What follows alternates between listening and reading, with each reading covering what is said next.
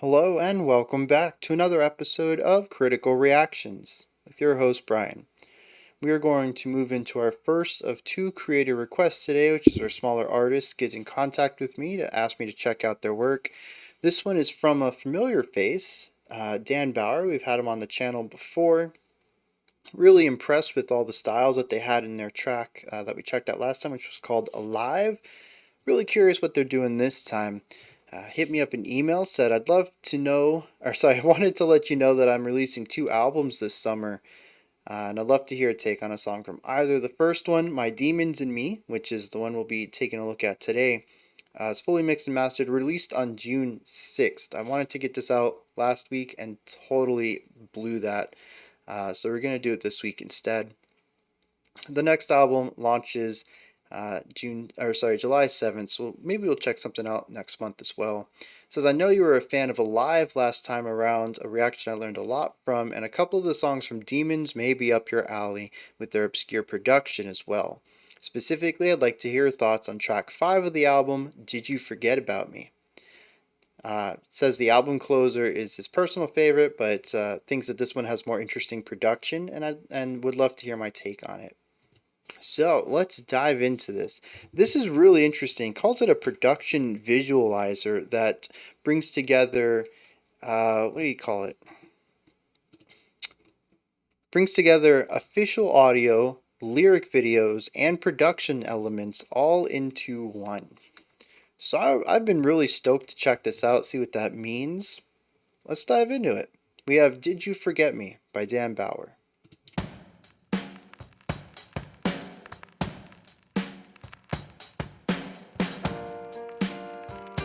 Oh, so at the bottom, it's a little cut off up there, but the instruments that are playing pop in.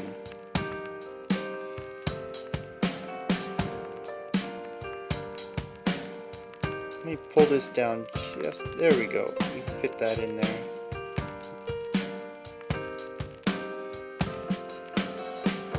So we have the drums here, piano, trumpet, and like a gramophone over here on the left.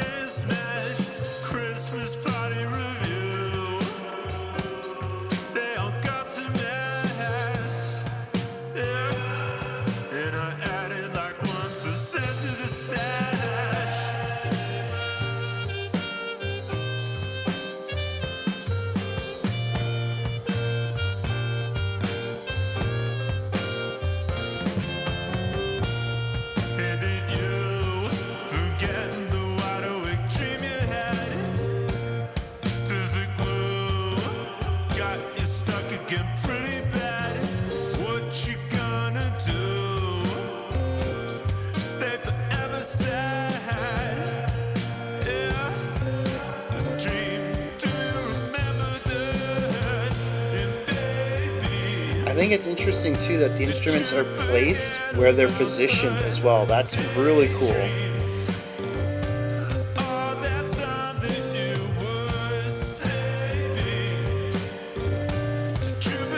The counterpoint between the keyboard and the piano is really interesting.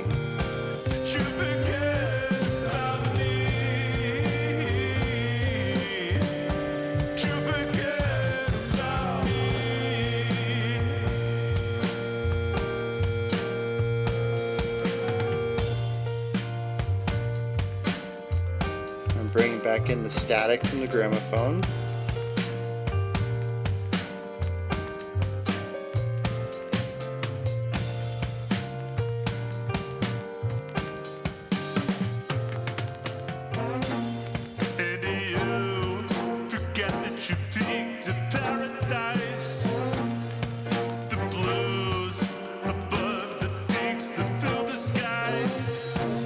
So there's an upright bass as our bass, and here's a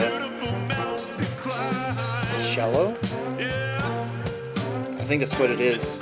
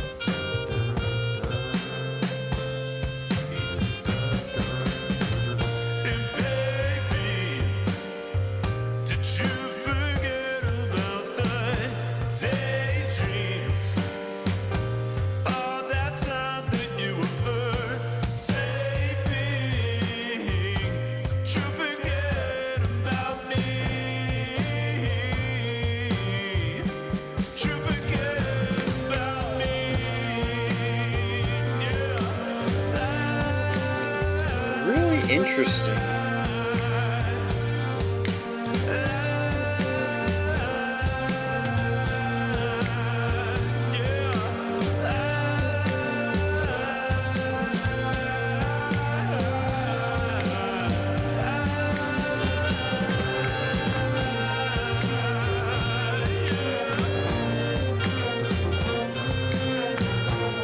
Yeah, wonderful mixing on this part. There's a lot of stuff going on, and you can easily pick it all out.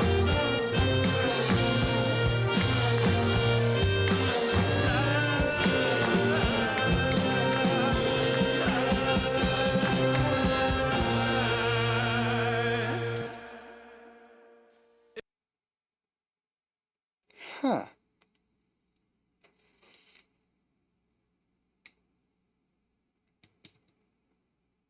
Well, I mean, just first of all, yes, I would like more of these production visualizers. I would love for that to be something that picks up. I'm trying to imagine it with like the modern idea of the lyric visualizer where like the backgrounds are animated and like the camera shifts and then like the words slide in and like for these really big labels how they would go about adding in this instrumental information because honestly I can't see it. I'm not a visual designer though. To me, this is honestly what I would prefer. Everything is flat and static, and it increases visibility for as much information as here. So I appreciate that. Um, but yeah, I'd love to see this take off as the next thing because it really is not much more than a lyric video already. Uh, it could easily be integrated into a lot of people's release styles. And personally, like I said, I'm just a real big fan of it. I don't know how many people actually would care about the extra instrumental information that you put on the bottom. I'm a huge fan of it though. So just kind of get that out of the way. I love this idea. It's especially for super layered stuff like this. For like a metal band, it's just going to be guitars, bass, and drums all the time, and then sometimes the vocal light will turn on. So like it doesn't work for everything, I think, but for stuff like this, slow burns, yeah, give me more of it. All right, let's get to the music. This is interesting because it reminds me of a Christmas track. In fact, it kind of. Okay, so Dan, I'm getting more of the idea that you're a singer songwriter. You do incorporate rap and hip hop elements into your music, like we saw in Alive. But, well, actually, also, I think you work a lot with building blocks as well, which might be a little different from traditional singer-songwriter stuff, but that's definitely the style I'm beginning to view your work through at the moment.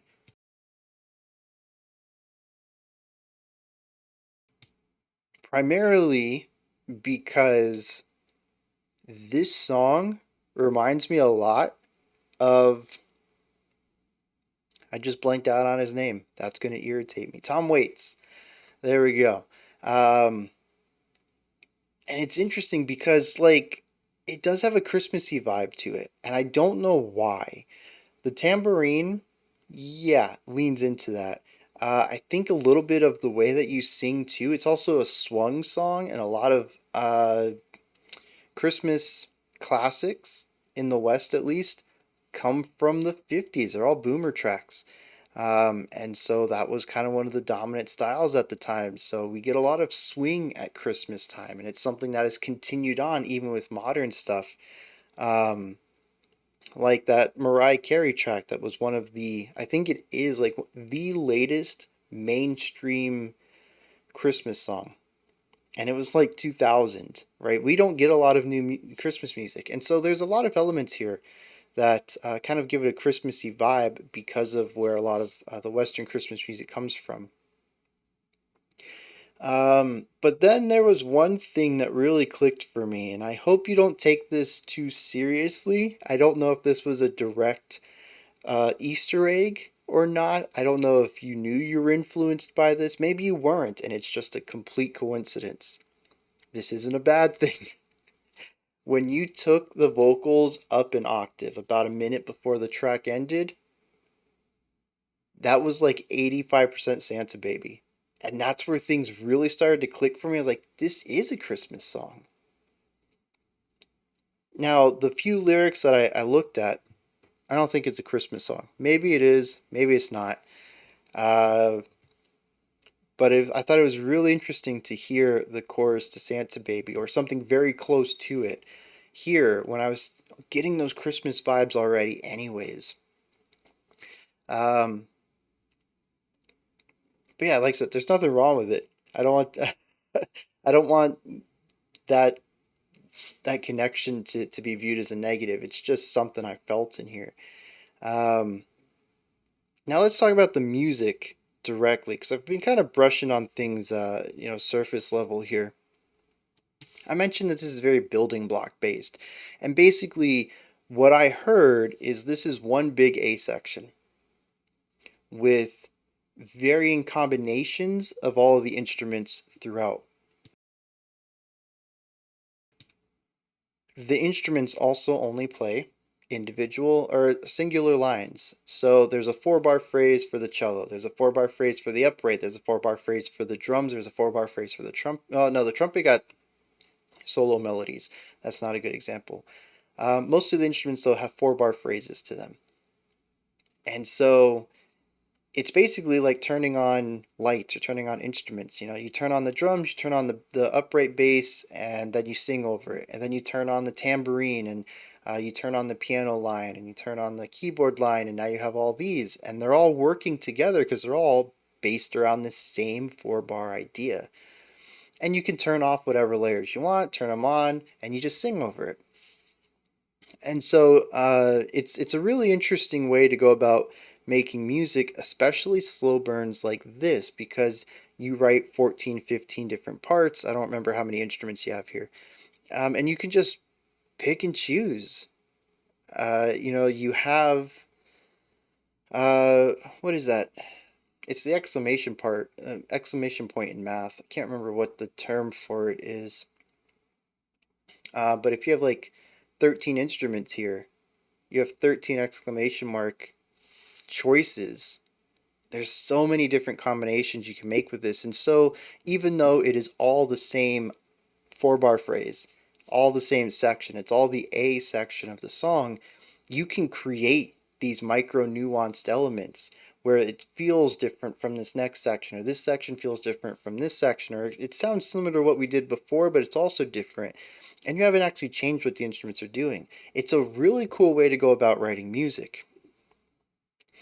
And that's exactly what happened here. And that's what kind of gives it more of that singer-songwriter and even kind of a folk edge to it, is that it is rather static, where the changes come from nuance and layering and different combinations of layers. I'm a huge fan of this. I have personally never attempted it myself. I probably oh man, that would be a really good theme for the composition jam. Maybe we'll do that next month. Write like 8 to 10 parts and then fill out your song by mixing which ones are active at any time. Yeah, okay. And then allow for some moments of melody, like with the vocal lines here, or the piano solo, or the trumpet solo. Yeah, I'm gonna have to make a note of that. I don't have a pen on me at the moment. Thanks, Dan. You just saved me some work, because the first day of every month, I'm like, oh, geez, what's the topic for the jam this month? Scrambling to figure it out. Um, but yeah, so the whole building block idea here works very well, because every idea is unique enough that it adds an extra color to the overall concept. And there isn't a lot of overlap, which I thought was interesting, because the keyboard and the piano should have overlap. They're technically the same instrument with different timbres. The same thing goes for the cello and the upright bass. I'm really surprised to hear these instruments working in these pairings and doing drastically different things. And the other cool thing I noticed is that you kind of relegate each instrument to a role, whether it's foundational, harmonic, textural. or melodic. We didn't really hear the trumpet do anything that wasn't a lead melody. Same with the vocals, except we did have that one vocalization. I don't remember what the sounds you were making, but it was just to do some scatting over the music, and it had a repetition to it. It had a cycle. So you did use some instruments multiple times in various ways, but the cool thing is if you wanted some texture, you would just, which of my instruments are texture based? Turn that on. And that's another really neat way to categorize it. So it isn't just random. You're not just turning on things and seeing what works. You want a specific thing. I want a melody here. Let me pick one of my melody instruments. I want, harmony foundation. Let me pick one that's doing chords. Yeah, very cool. And since we have this idea of the building blocks of a single A section with varying levels of nuance changes to it, it allows a song to grow in a natural way.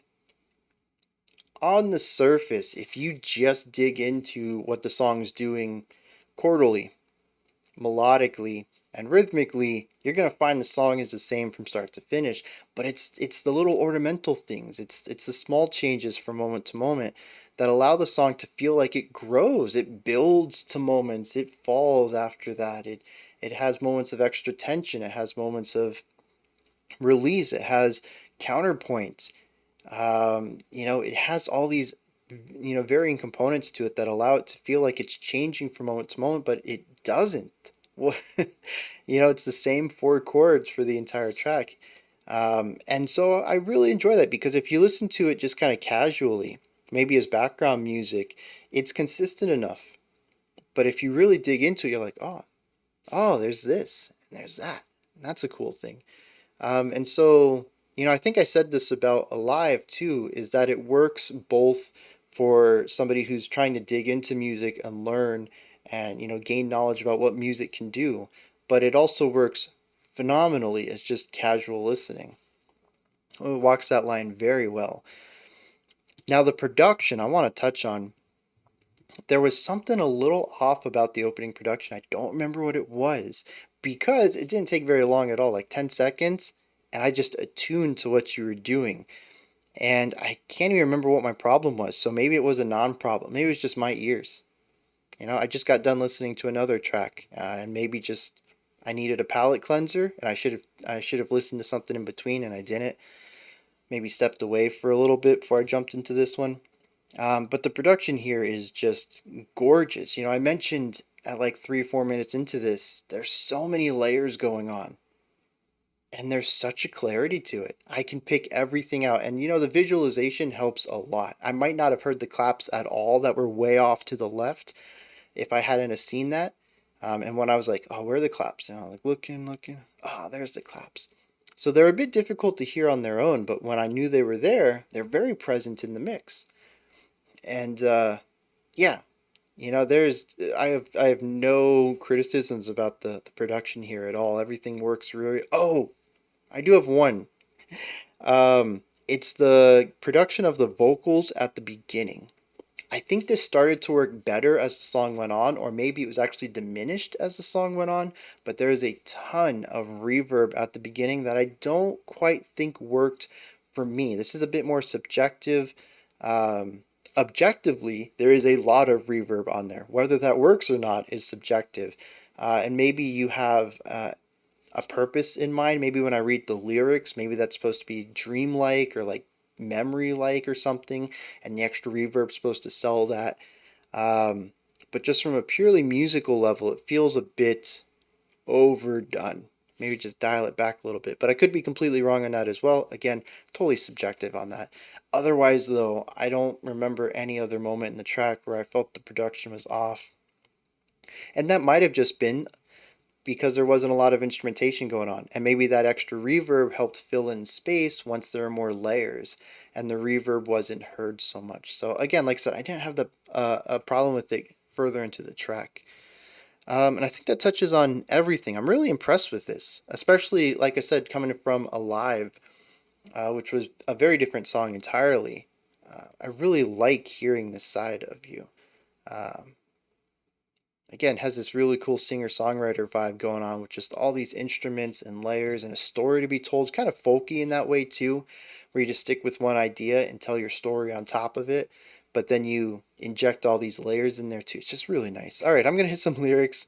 I'm just repeating myself with praise at this moment, so let's check out what's going on there. Lyrically, it does tell a pretty straightforward story. It does not feel very Christmassy to me. Um, it seems to be about two people, one who is questioning if they're still even remembered by the other, and bringing up things in the past. Hey, do you remember this? Do you remember that? Um, you know, did you forget about the time this happened? Did you forget about me? And that's pretty much the whole song. Many of the specific details I think are lost on me a little bit. They may be more specific to Dan, um, but as a listener, I feel I'm not privy to whatever the metaphor is supposed to be alluding towards. But I still get the gist of the overall vibe here, and it does fit a bit of the dreariness of the music, especially with the piano and bass idea that's present through most of this track. Quick shout out to Luke's story too. I completely forgot that Dan does everything on here. Um, yeah, plays every instrument. I think if I remember that correctly. Um, the trumpet was played by Luke Story though. Did a fantastic job with those melodies. All right, those are my thoughts on Dan Bauer's Did You Forget Me? Let me know if you enjoyed this, anything that stood out to you, your own opinions or perspectives on it, down in the comment section. Above the comments, normally I would put my info in the description, but instead we're going to put Dan's, any links to streaming platforms or websites, social media, whatever I can find, I'll link down there. Above that, if you could, like, subscribe, and ring the bell. If you enjoyed it, make sure to head over to Dan's pages, like, subscribe, favorite, follow, whatever. Until next time, remember to be critical, not cynical, of the music you listen to, and have a fantastic morning, afternoon, or evening, whenever you choose to watch my videos.